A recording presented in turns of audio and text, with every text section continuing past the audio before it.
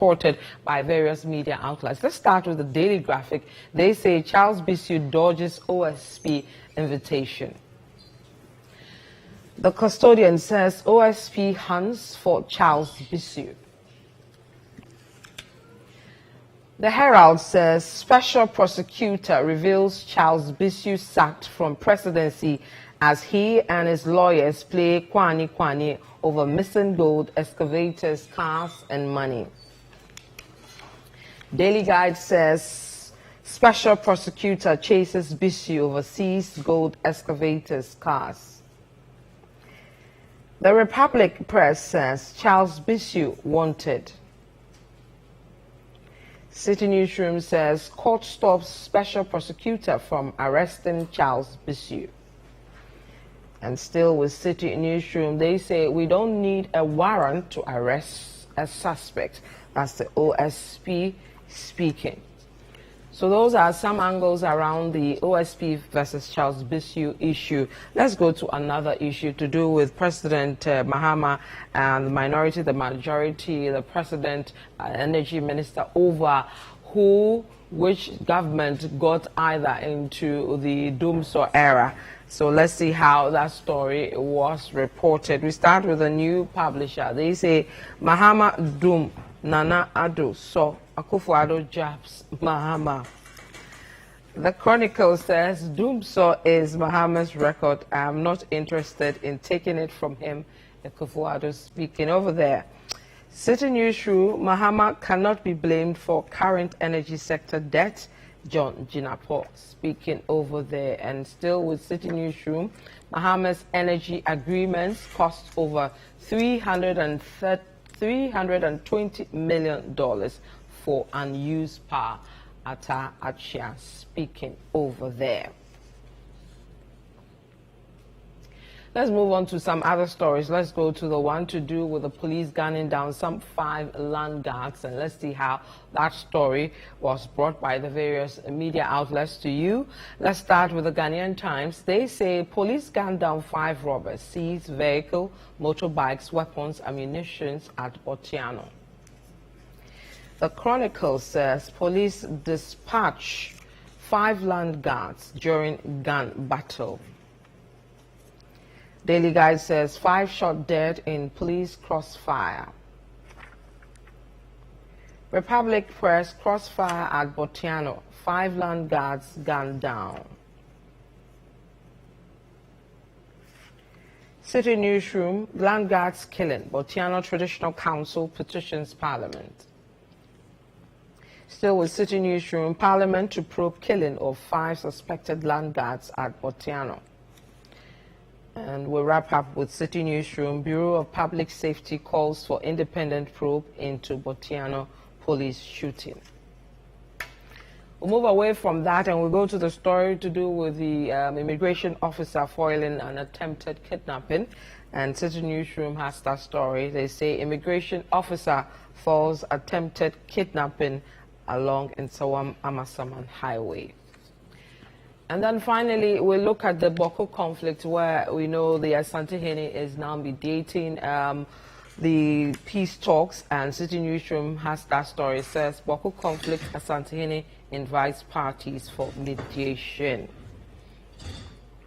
So those are the top stories for the week, making headlines on the major news outlets. Let me introduce to you my guests for today as we delve into matters arising around these stories and the various angles as well. I have with me Salom Adonu. He's here with us at City FM and City TV. Salom, welcome. Thank you, Vivian. And I also have with me Elvis Dako, the editor for The Finder. Elvis, welcome. Thank you. This is your first time here, isn't it? Yeah, in the new house. Oh, yeah, this is really the first in the house, not just the studio. Yes. Welcome. I hope you like the new house. Very, very much. And we hope to see you more Looking often. bigger and more refreshing. Thank you guys for joining. I think we should start with the OSP versus Charles Bissiou. The latest to do with it, Charles Bissiou in court got to the High Court to prevent the special prosecutor for picking him up. The special prosecutor has come out to say, I don't need a warrant to arrest you. I can arrest you when I want to. So back to square one on this matter. Let me start with you, Elvis, because you are new here with us today, and pick your initial thoughts on this back and forth with the OSP and Charles Bisu. Some say Charles Bisu should just go for the invitation and just move along and let the law take its course. Oh, it's not that Charles Bisu has not been to court. So that's what people don't know. No, not court. Let the law take its course. Yes. Not court.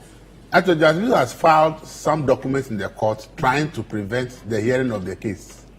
That is the crux of the matter. In actual fact, if you check the records from the Special Prosecutor Office, actually, Martin Amidu had concluded investigations into this Bisu issue.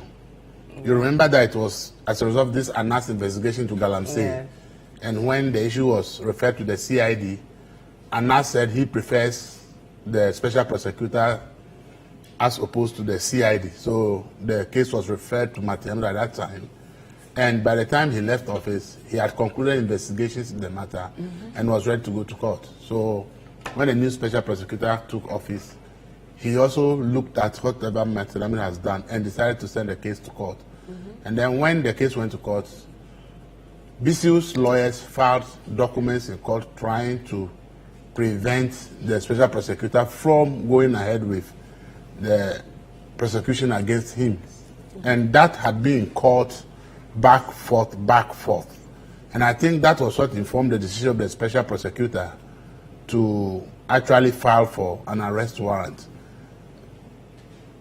When special came out and said, well, they can arrest without a police order, a court order, I was like, if you can arrest without a court order, then what were you doing in court in the first place going to look for an arrest warrant? And I think that I've always said that our fight against corruption has always been some cosmetic thing we have been doing. Look at the time we are talking about here. This Anas investigation into Bisu is like 3 years old. And 3 years after that video, we are still talking about trying to get Bisu to get to court to face the law. I've always said that this way of fighting corruption really is not going to get us the kind of results we want as a country.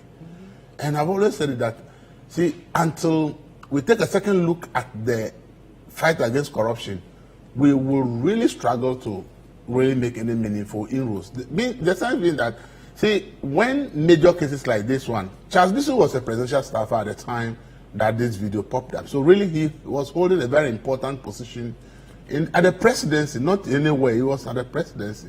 So such a case really should have been tried with speed. And by now would have been done and said, look, the guy is guilty or he's not guilty. That is why we can say we are really ready to fight corruption. But isn't that what the new special prosecutor wants to do, to ensure that if he's guilty, he pays for the consequences of that? If Amidu had concluded the investigations before new special prosecutor came, he had already spent over 1 year in office. He's into his second year. So you ask yourself, if your predecessor has completed an investigation, you've come, and it's after 1 year, and we are now trying to get the suspect, the person accused, to be able to even go to court and face. It tells you that the speed with which we should be trying these high-profile corruption cases, we're really not doing that. And the moment we are not actually prosecuting this with the kind of speed we should, you clearly realize that the confidence in the whole judicial system, the ordinary person will not have it. The political, and you see, it's also a political ramifications, because the very moment the person is a presidential staffer and this thing comes out, and you don't see to it that this case is dealt with speedily, the perception out there will be that the government in power and the party are trying to make sure that their own is not prosecuted. So then you also are causing yourself as a party and a government a political damage to yourself. And that is why I think that I have always advocated the fact that, look, if we have high-profile cases, if it will take the CJ to say that, look, the judges should sit on this case every day and dispose it off in 1 year, that is what will tell us that we are serious. After all, if you lose at the High Court, you have the right to go to an appeals court. If you lose at the appeals court, you have the right to go to the Supreme Court. So why should one case be at the High Court for 2 years, 3 years? We have Dr. Opuni's case lasting about 6 years in court. Now we have a new judge. How do you want anybody to believe that we are serious about the fight against corruption? But you fight things just so that you get results. It has to take it. You see, this excuse doesn't work, because if you compare us to other jurisdictions, they are just like us. If we want, you see, we want to be like them. We say we want to do things right, and these are cases. You go there, people are arrested, major, especially when it is a high-profile case in advanced countries. They don't delay. They make sure that they run the case as fast as possible, get the resolution, and it is done. And then they put it out there that, look, this case, this is the end of it. But for us, you just be dilly-dallying, you see the case go up and down, and then you tell me that you are fighting corruption. How can we fight corruption? See, and see, this is where we all should admit, and I've always said that, it's not about creating more organized institutions. Like, we have CID. We have DNI, we have this and that and that. We have FIC, we have IOCO. That we say, unless we create special prosecutor, we cannot fight corruption. So you feel the office of the special was but needless? how can you have FIC? You have IOCO, you have police, you have CID, you have BNI now called NIB.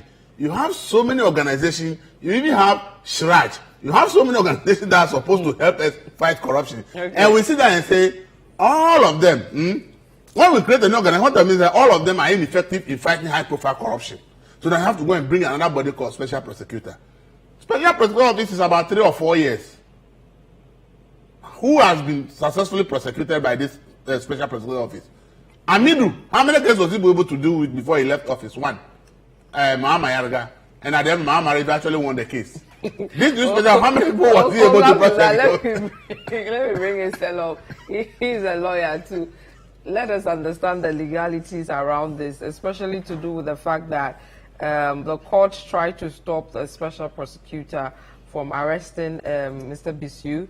Mr. Bisu was successful at that. Now the special prosecutor comes back and says, I don't need that warrant to arrest you anyway. I can pick you if I want to. Solomon, help us understand this whole thing. It's now getting confusing. Quite complicated. So I think Elvis is done a good job on the background. So there are some matters in court really. The special prosecutor we know was trying to or invited Charles Bisu over the CIM matters. I mean, which took Professor from Mountbatten to the special prosecutor's office, and all of that happened. Charles Bisu had indicated that he was not going to honor the invitation. So if the police wants you for something, or an institution like that wants you for something, and you refuse to attend upon them, what they do is they try to go to court to get a warrant, so that with that they can arrest you and then bring you to court. So that, like, you now appear. All right, so now the office of the special prosecutor did that, got a warrant, was now looking for the man, declared him wanted, looking for him. The man says, no, he's not run away. He's within the jurisdiction. He was in the Western region, making his way to Accra. Now we hear today that they went to court in an ex parte fashion. Ex parte means without the other party, to secure what we call an interim injunction. So an interim injunction lasts for 10 days. Because the injunction application or prohibition should be on notice. On notice means 2 of you are in a battle. The judge must have the opportunity, or the judge must hear the 2 sides and then make a determination. But if the thing is so important that you cannot wait for the other person to be served, because there are a number of days and timelines involved, you cannot wait for the other person to be served. You can run to the court on an ex parte motion and tell the court that it is so important the court hears you and makes a determination on the matter, because waiting for the other person to be served before he also responds, before you come to the court, would take time. And what would happen would happen. Yeah. So, for example, the district assembly or somebody is moving with bulldozers to come and demolish your house. Yeah. Serving them will take time. So you can run to court quickly and say, if you don't stop them, tomorrow morning they are coming. So the court can stop them. And that, because the other side hasn't been heard, it doesn't last for a long time, it's just for 10 days. So within that 10 days, whatever is happening would have been stopped temporarily, if you like. And then within that 10 days, you need to serve the other people on notice. So they come to the court, so the 2 of you argue it out, the judge now has the opportunity to hear both sides, and the judge makes a determination on that application, in this case an injunction application. So that's what they did today. So they have 10 days, and within that 10 days, if they are minded, they will serve the office of the special prosecutor, they appear with the arguments, etc. If they don't serve, after 10 days, what can happen? I mean, it reverts to the whole thing. Now, special prosecutor comes out to say, in fact, we don't even need, or we didn't even need an arrest warrant after all to effect arrest, because we have the police powers of arrest. And that is true. The Office of the Special Prosecutor Act, Act 959, Section 28 of it says, officers, that is officers to exercise powers of the police. It says, the special prosecutor and authorized officers shall exercise the powers of a police officer specified in the Criminal and Other Offences Procedure Act 1960, Act 30, or any other enactment. So what are these powers of the police? Generally, or basically, the power to search, the power to arrest, to investigate, to prosecute, to detain. These are the basic powers of the police. So the Act is telling us that the special prosecutor, or the office of the special prosecutor, has those powers. Okay. So why the special prosecutor went to the court to get an arrest warrant, I did not understand. Maybe I don't know what the strategy was. I mean, law and all of those things are strategies. I don't know what the strategy was. Now, he wasn't successful at that. The court... Didn't they actually push, not to cut you so you can continue for a quick, didn't he push Bisu to come and respond and come out of where he was? I mean, in this case, the hiding. Because prior to that, wanted and then going for the warrant, there was nothing. No, I'm not sure he was. Well, he said he wasn't hiding. He was somewhere. And if the special prosecutor wanted to arrest him, he would have. He would arrest him. Okay. I mean, so I'm not sure why he went to court. I don't know. Maybe he had his own strategy. So that happened. And the court also, I'm not sure about what the court was trying to do. I've not seen the reasons of Justice Abudakpi's ruling in this matter. But I don't know whether it was a judicial review. I don't know what it was, because as far as I know, it was an injunction application. And another court had given, a lower court albeit, had given an order for the man to be arrested. So I don't know whether it was a judicial review was trying to do, and I've not seen the reasons. But it comes to me quite strangely that, you know, whilst there is a subsisting order to arrest, a fresh application could just stop that like that. I don't know. Unless it was an application for judicial review disguised in an injunction. I don't know how it was. I'm waiting to see the reasons. So I'm waiting to see a copy of the ruling to see what exactly he was trying to do. So that's what it is. Like Elvis said, we have to decide as a country whether we want to fight corruption or not. It doesn't appear we want to fight corruption. And in fact, last week when Special Prosecutor was speaking, I think he asked a very important question, whether we want to, you know, deal with the issue of corruption. Yeah. And if we want to deal with the issue of corruption, our attitude will be different. We don't need multiple bodies to fight corruption. In fact, the Auditor General's office is one of them, is there. We have a lot of institutions which have the mandate to resolve these matters. But because we do not have the political will to do so, we keep making campaign promises, manifesto promises of the fight, you know, against corruption. And our commitment to that, in a way to hoodwink the people, if you like, is to establish new bodies. I'm not surprised if by the next election, somebody else comes with a promise to establish an office which will deal with corruption in a certain manner. Money on them, and we don't really see the results. You know, in the last few years that the Special Prosecutor's Office has been there, what really have they done? I mean, they are not trying to set up the office and all of that. Martin Amidu was chasing Mahama Yariga over ambulance, or how he used his MP's car loan. Okay?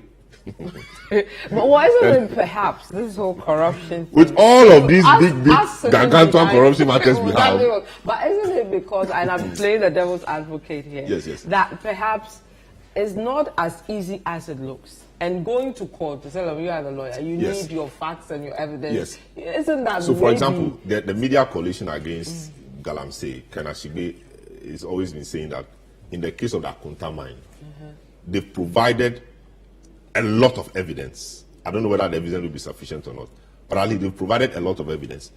Have we heard that Akunta mining gentlemen or directors have been called by the Office of the Special Prosecutor? In fact, they said there are reports that they went there with their lawyers when they heard that the matter officer of the Special Prosecutor was going to investigate the matter. They said no, they haven't called them yet, so they should go. They will call them.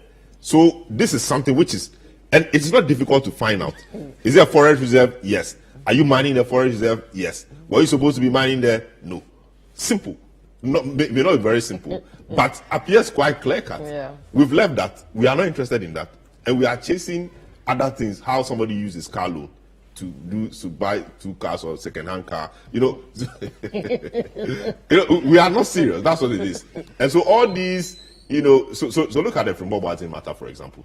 All the claims, all the things Frimpong Boateng said, we don't appear interested in dealing with some of them. Well, they said they are hearsay. The presidency said it's hearsay. And that even is the problem.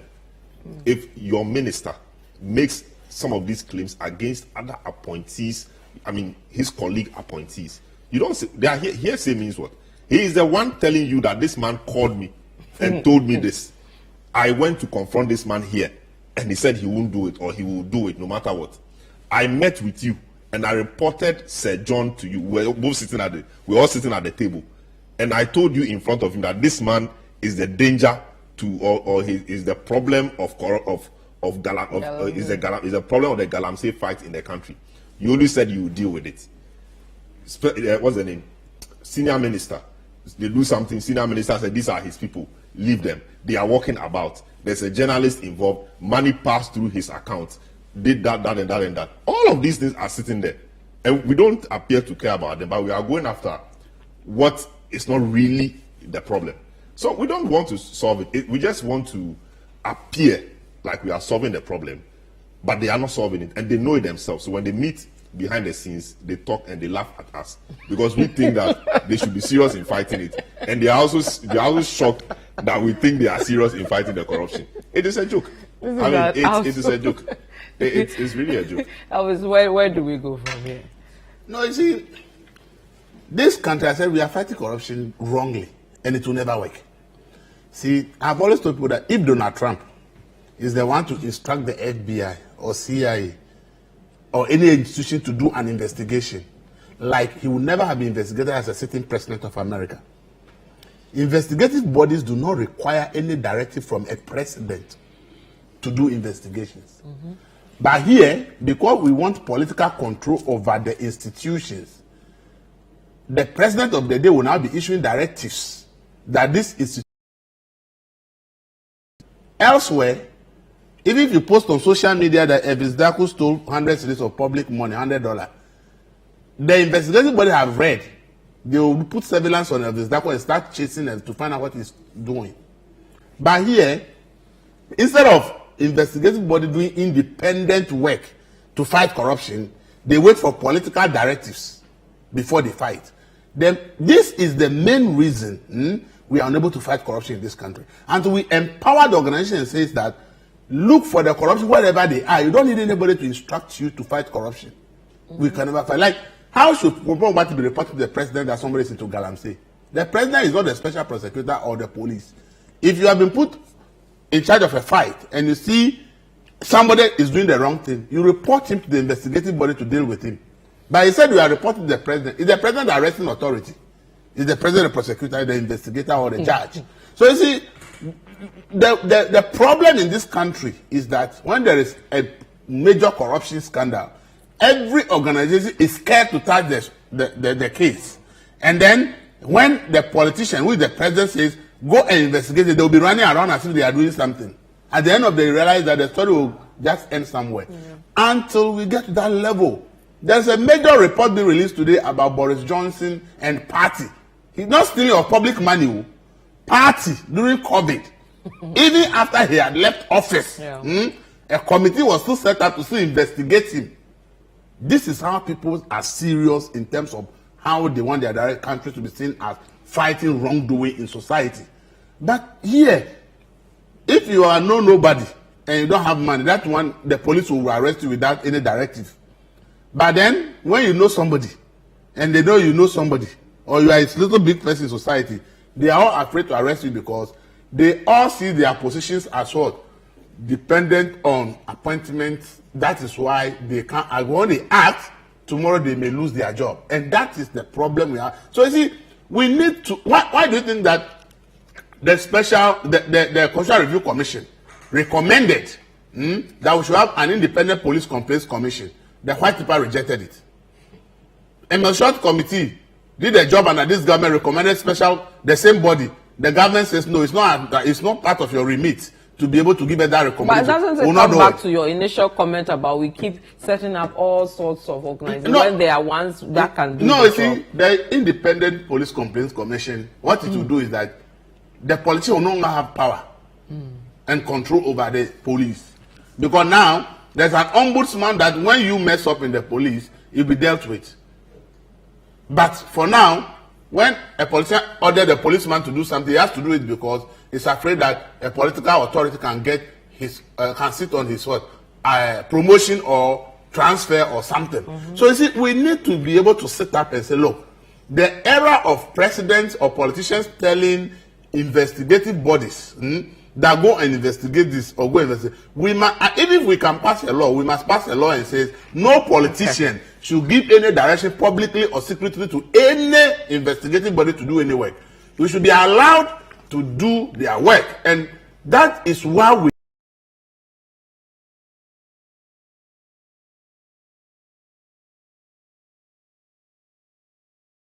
the law permits me to do, and therefore, irrespective of who you are, I am demanding that the right things be done. Okay. But do we have the people to do that? See, some of us who also say corruption should be fought, we want to protect our jobs, so we are not willing to do the job. And so we need to sit down as a country to find out how do we protect people who want to do the job and do it well without any influence. But so long as the president or some politicians go and investigate this person, it will not work. So we should stop the joke. We should sit back and say, we have been joking for far too long. Let's go to the realities and say, from today, no president of Ghana can direct any institution that go and investigate anybody. Okay. I have to take a quick break. You can join the conversation. You can send us a number. You can send us a message via 020-444-7033.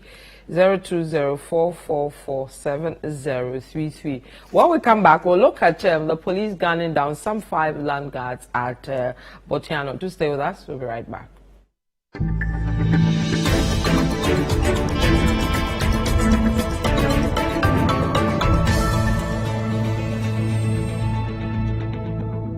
Every father deserves to be celebrated. Let Melcom help you brighten Dad's big day. Enjoy a whopping 20% discount on your purchases from this Friday 16th to Sunday 18th. Put a smile on your daddy's face. Make this Father's Day even more special with Melcom. Terms and conditions apply. Melcom, where Ghana shops.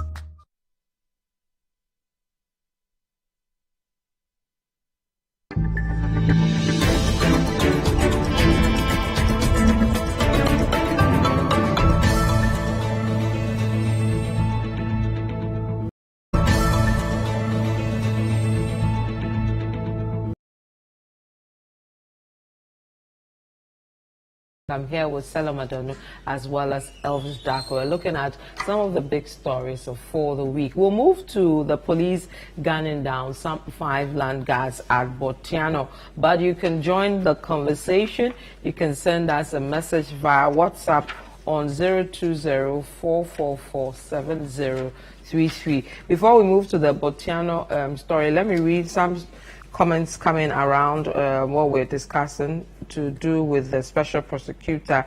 This one says, the current special prosecutor must know that fighting corruption under the Nana Bawumia-led NPP government is not something cosmetic. The fanfare in which the Kisi Ajaben SP is using to fight corruption under this government is very worrisome.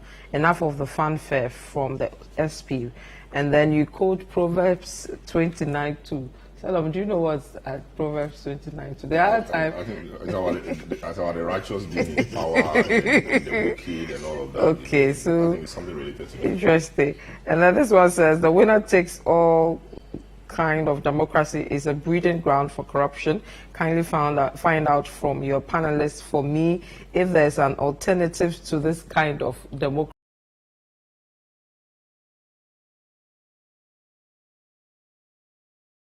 an opportunity when we were trying to fashion out the Fourth Republican democracy, where we just decided to pick from the UK and US and put it together and have what we call the hybrid.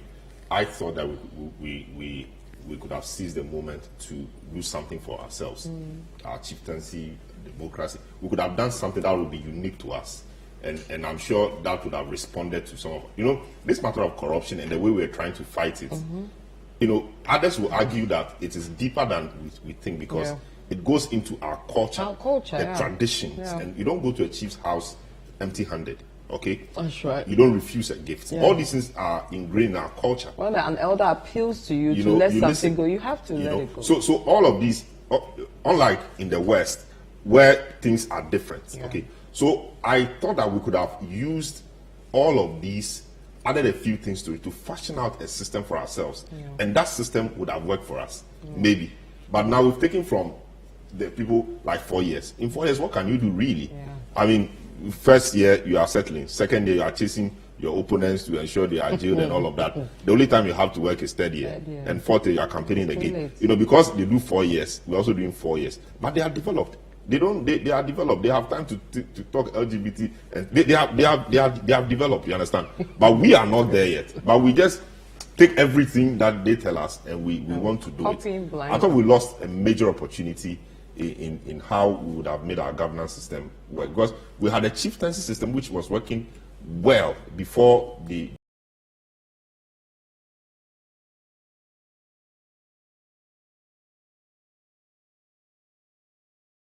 Okay, that's my point. That you see, you cannot totally eliminate your culture from your governance system, your traditions and expect to develop. And I've always told people, look up to a country like China.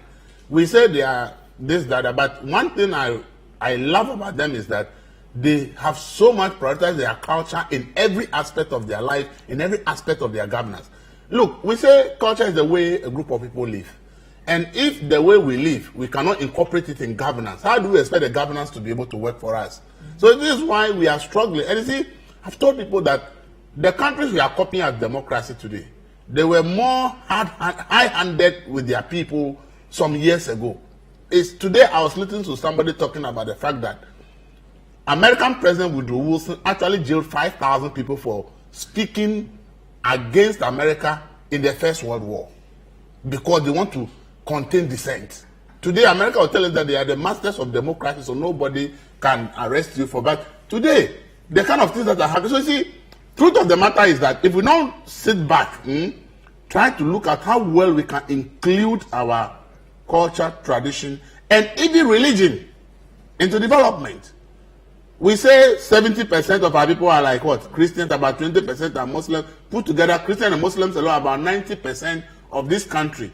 And if 90% of people belong to two religions, yet these two major religions, they don't have any role to play in the lives of when it comes to governance, and you expect the people to be able to understand things and move on faster. It's about time we look at this constitution and say, look, there's a lot we can do with our culture. We say you go and give a gift. The gift is given in the open. When we give a gift to a chief in a palace, the council of elders are sitting there. The gift is given in the open for people to know that it is 2 rams and 50 cedis that has been brought. That when you go and steal a goat in the village, they will bring you the same palace which collected the gift, but they will punish you for stealing, because stealing is a crime. So we cannot hide behind the fact that our culture accepts gifts, so that when people commit crime, they should be let to go. Our tradition does not entertain criminality.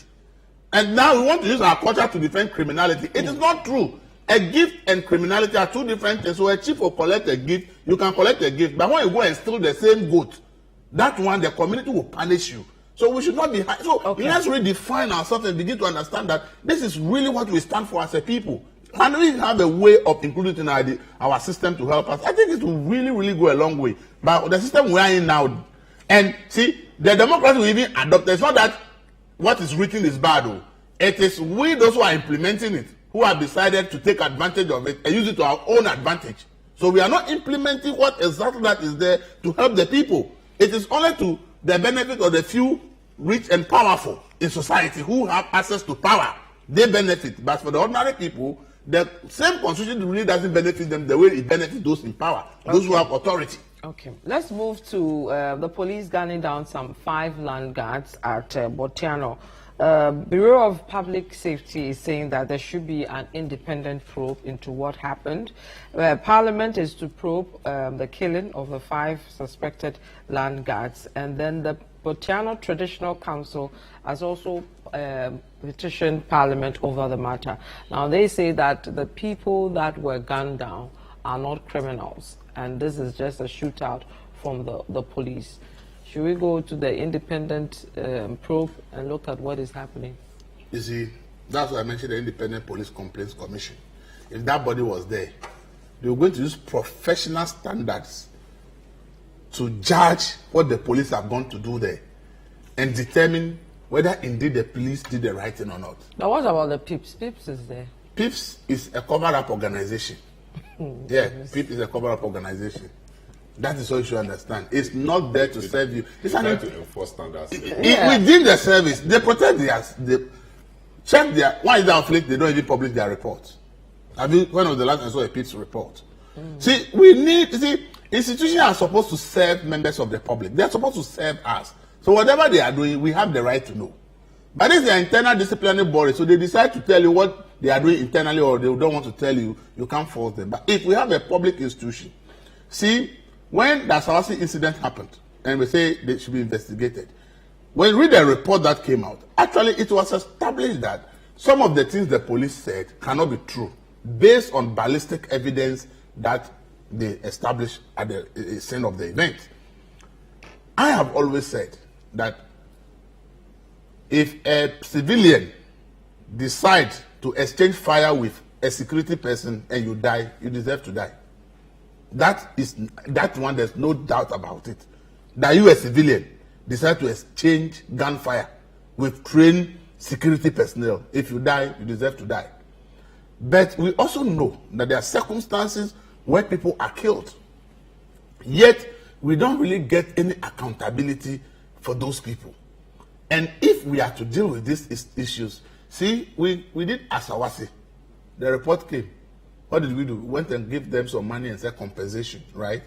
That was it. That is not a way to solve a problem. The way to solve a problem is to have a permanent solutions in place.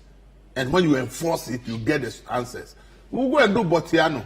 We'll finish. If it's established indeed that they are innocent, we'll go and give them some money. That will be the case.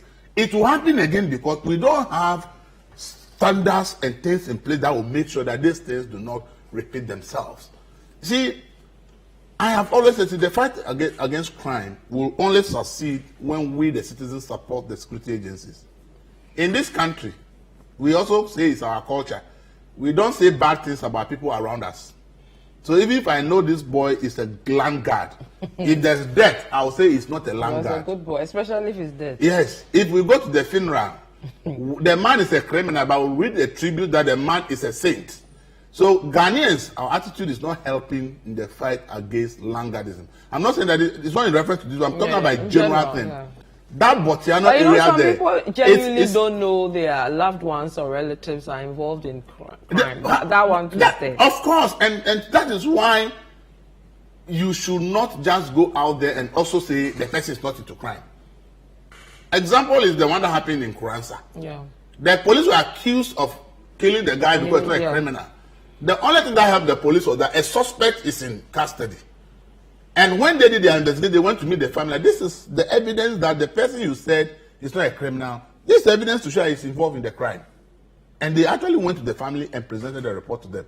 So what I'm saying is that, look, if we don't help the security agencies, they can't help us. But the other area that we all know, when it comes to land issues, it is a very hot spot for land guard and issues. I'm not saying that these people are. Yeah. But I'm saying that that area is notorious for land guard issues. It is what we all know because several reports in the media have come from there as land guardism is very rife in that area. So right now that you are going to set up a committee for them, and even if they are found that they were not criminals, and you compensate them, it doesn't solve the problem of the weaknesses in the police structure. Because it appears our police service still having that mentality of militarization. So they do things as if they are the military. And we have said over and over again that we need to reform the police to a level where they understand that they are dealing with civilians. They are not the military. That's why I've always said that I will never support military be involved in any civil unrest or anything, because their training is different. But for the police, however, what kind of training do we give to our police? Our police go to training for 6 months. They go and wear the uniform. What other training do they go through? What is the standard training procedure that you go to police after 2 years, you go to this particular training. After 4 years, you go through this. After 6 years, you go through, so that we are building a human being with the mindset to understand that as a civilian policeman, this is what you should do. Most of the times, you talk to the police, somebody has spent 10 years in the police and has not gone to any training program ever since he left the training school. So it's about time we look at it that it's not only about setting up these committees, because it will be one-off thing tomorrow to happen again. We need a permanent solution, and permanent solution is that, can we say that our police service now has a professional training document that says that if you are in the service, after 2 years of training, you have to go through this training to be able to get promotion to the next level. What they rather do is to go and write an entrance examination. And once you pass the entrance examination, you are due for promotion, because every 4 years you are supposed to be promoted. So go and write an entrance examination. The examination is not enough for a promotion. The person must demonstrate the ability to say that I'm able to do police work professionally. And that is what we should be looking for. So for me, we need to look into this, because no human being should lose his or her life in a manner that this has happened, if indeed they are not laggards. But if it's established that indeed they are laggards and they actually exchange fire with the police, then the police have not done anything wrong. At this moment, we don't know what has happened. The police have told their side of the stories. I listened to one person already who was saying that she was not even at the scene, but her brother died in the incident, and she is only repeating what people who claim to be at the scene told her. But she insists that the brother is not a criminal. But you were not at the scene, but you are saying that your brother is not part of those people. And you say you are saying that because people who claim to be at the scene when the incident happened have said this. This is just hearsay. So I think that it's important that police do this quickly. But see, if we don't sit up as a country and begin to really look at how the police operate, how to build their capacity, how to make them that mindset to understand that they are dealing with a civilian, this incident will continue to happen. Okay. But if you go and exchange fire with a security person, that one, when you die, you deserve to die. All right. Salom. Well, so the issue about landguardism is a very big problem. And the way we solve problems in this country is either create a body or pass a law. And when the law is passed, that's the end. So the law is in somebody's name, that this person passed this law, assented to it, and it becomes part of our body of laws. But in terms of real implementation, there is a difficulty. The issue about land guards, and in fact, if land guards supervise people and they take your land from you, you see the pain. Yeah. And land is a very important thing. Yeah. You know, blood and soul. Mm-hmm. They take your land from, go to East Legon. Land that belongs to you, powerful people come and take it right before your own eyes. You are there. Land guards come, you can't stay. They sack you away. They are there 24/7, smoking with guns, etc. And building is ongoing. You can't do anything. You report to the police is afraid. Either they are compromised or they are afraid, or they just do not care. You know, some of them and a lot of them, they just do not care. So the issue about landguardism, we are not dealing with it as a country the way we have to. Landguardism has arisen mainly because, one, the dishonesty. The Ghanaian generally is a very dishonest person. The dishonesty, that somebody's land, it is not yours. Why do you go take it? That dishonesty goes through the system, the family head system who alienate lands, the traditional authorities. They give lands to, they do double sale of lands. So if I have a land and it's sold to somebody else by the same person, now I have to protect my land. How do I protect my land? I go and get young people who are willing to die or who don't care about their lives, put them on the land, they fight anybody who comes, you know. So the traditional authorities, and then the lack of, how do I say it? You know, there are a lot of boundary issues. So between Adenta, Pantine, and Oyarifa. Where is the boundary? Yeah. And so because the boundary lines have been blurred, deliberately or not, they all sell the lands around the place. Yeah. And so who is supposed to be the owner of the place? This family sells it, that family sells it, everybody sells it, everybody claims ownership of the place. So now it becomes the duty of the unfortunate person who buys land in that area to protect this land. The land is expensive. So all of these we must address to solve these issues about land. Why don't you have this land guard matters happening in other developed areas? Because they've solved those problems. The problems of our land tenure system must be solved. And the Lands Commission is key. There have been a lot of projects, the land administration project, lab 1, lab 2, etc. But nothing really, has come out of it in terms of dealing with, the ownership of lands and then the land tenure system. So there's state failure there.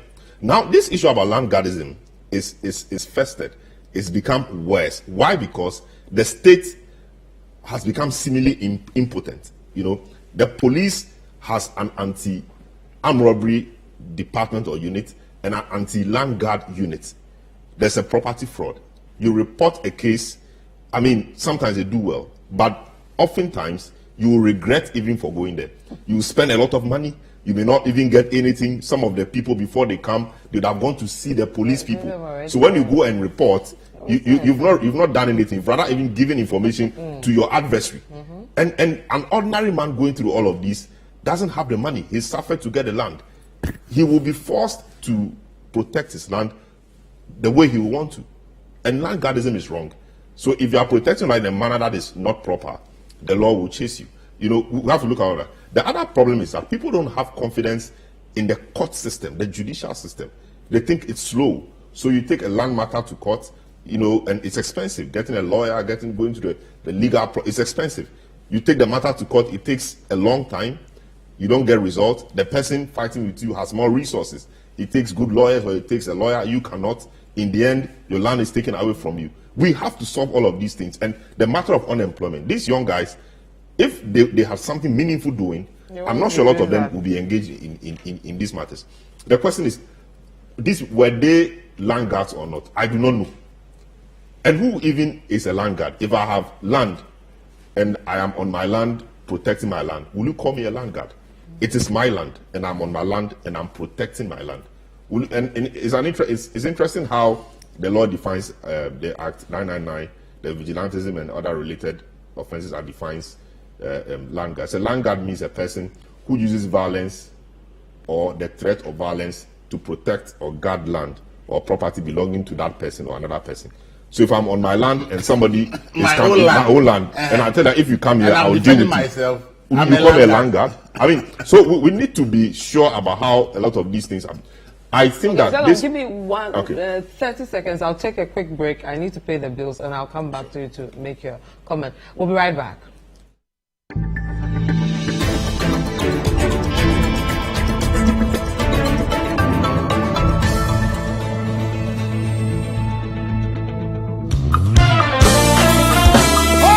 Are you ready?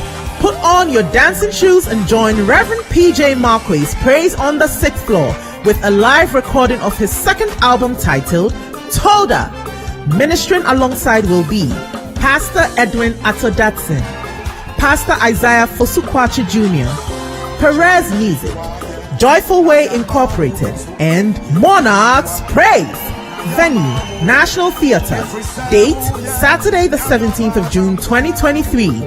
Time, 5 p.m. Gates open at 4:30 p.m. sharp. Rate, absolutely free. Anticipate a powerful time in God's presence. Don't miss for any reason. Be there.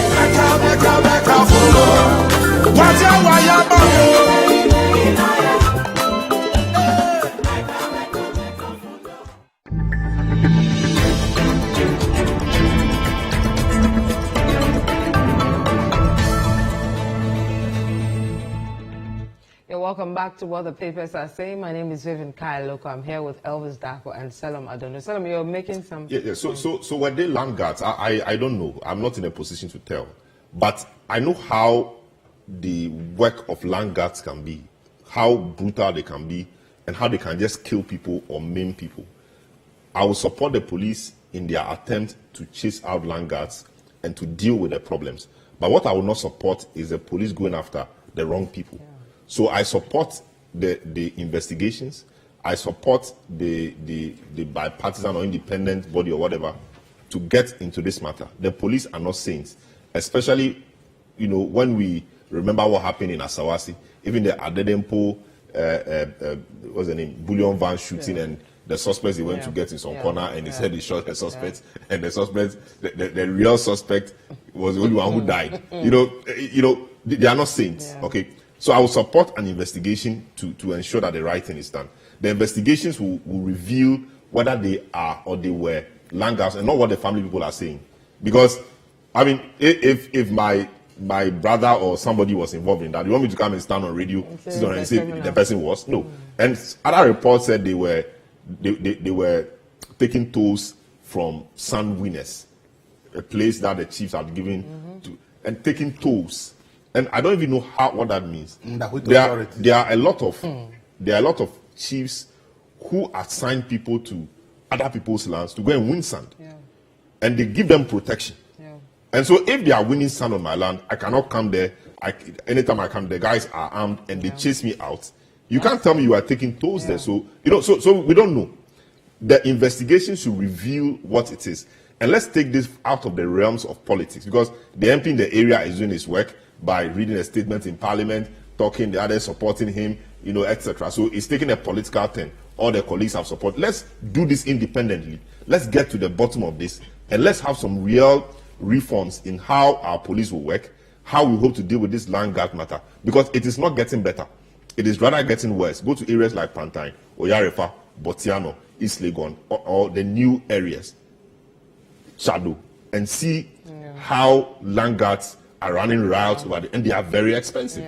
Running riots. You have land you've bought, you've paid for. And even these days, you can't even buy land and keep it.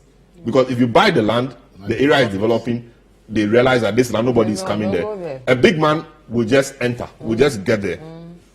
Protection of land guards, he starts developing the place. So the land you have bought for your family or for your kids, etc., right before your own eyes, somebody is taking it, somebody who has no document. But because the person has resources and the person can get land guards, they take your land from you. And that pain is in the hearts of many people. And even if you continue, the state cannot even prosper with these kinds of things and the bitterness that people harbor because of these things the state has failed to protect them from. And as Solomon has said, see, the police are a big problem. My tenant bought a land from State Housing Corporation, okay, at Adenta Sakura. She has the receipt for the land. They apply for document for Lands Commission. They are not bothering them. Now somebody who is a real estate developer has come to take the land, that the land belongs to him. They took the case to Property Fraud Unit at Police CID headquarters. They invited the gentleman could not produce any receipt that the land belongs to him. At the end of the day, they say the lady should go to court if he feels the land belongs to her. Wow. This is the Property Fraud Unit of Police CID headquarters. And what is State Housing saying about the matter? Do they care? They've left. Meanwhile, when you go to the Lands Commission to check, that land is still in the name of State Housing. But the person who rather doesn't have any receipt to show that he bought the land from State Housing, he's taking the land because he is a real estate developer who has land guards. And has the money. And my tenant is afraid for his life, so she has to stay somewhere. Money she's paid for land. Somebody has taken the land, and the police were supposed to make sure that justice is done. And they went for a search, and it showed that the land actually belonged to State Housing because the lady had not actually registered the land into her name. Somebody says if the lady is interested, she should go to court. They can't do anything. So if you have a police doing this, why would the people also resort to land guard? There's a major problem brewing, or almost brewing, at a place called Ayim, where people who have been on the land for 20, 30, 40 years, all of a sudden have been told that there is a court ruling. Wow. All of them must vacate. What is a court ruling? It's a fake ruling. People went to court to set that order aside, and Lands Commission cannot or is failing to plot that so that the people will have their peace. Now those people claiming the land is for them, they've gone to sell the whole township, over 700 acres, to some estate people. And now estate people come to the village to get rid of. to grade the whole place. They are grading with land guards and police protection. So the innocent people there. So if we don't take care, there'll be bloodshed in that area. Activities of land guards, and the state is looking on. It's looking on. It is offering protection. Yes, it is so dangerous. They have nothing. The people have registered their lands. They've been on the land for 20, 30, 40 years, generations. All of a sudden, somebody comes and says it's for him, and the state is protecting them. In fact, they have even gone to court to set aside whatever the people have in the yin, and still the state is providing protection. Lands Commission, for whatever reason, cannot plot their judgment, but quickly plotted what the people brought. And there is rumor in the area that things have gone on there. So the state is just looking on. Nobody actually cares. And people's livelihoods, people's lives, people's, last sweat and toil, it's terrible. And if it you decide to protect your land, per the law, if you decide to protect your land, you're a land guard. But the people come there with a lot of land guards. And your own land. Gentlemen, it's terrible. Our time is up. We hope something happens to change this thing. It's becoming too much. But thank you so much, Stella Madonna, as well as Elvis Darko. My name is Vivian Kailoko. Thank you too for joining us. We'll see you again next week. Goodbye.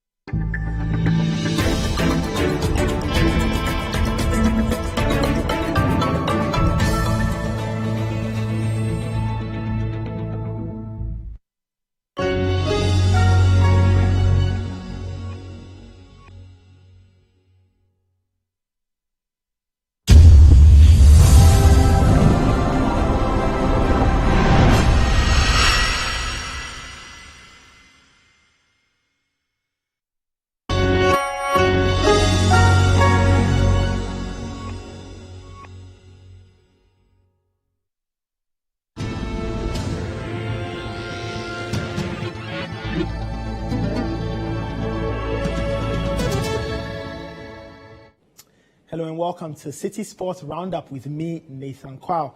Coming up, Black Stars to depart Ghana on Friday ahead of penultimate AFCON qualifier against Madagascar on Sunday. Also, Manchester City to begin Premier League title defense against newly promoted Burnley on Friday, August 11. And West Ham United turned down Arsenal's first bid for midfielder Declan Rice.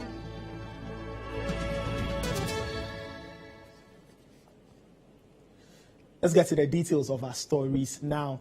And we start with the Black Stars, and the team's head coach Chris Hughton says he expects Madagascar to put up a strong fight when the two teams face off on Sunday, June 18 in the AFCON qualifiers. Ghana needs to record a win to book their place in next year's competition, which will take place in Cote d'Ivoire. Despite the expected tough resistance, Hughton believes his side will be ready for the challenge.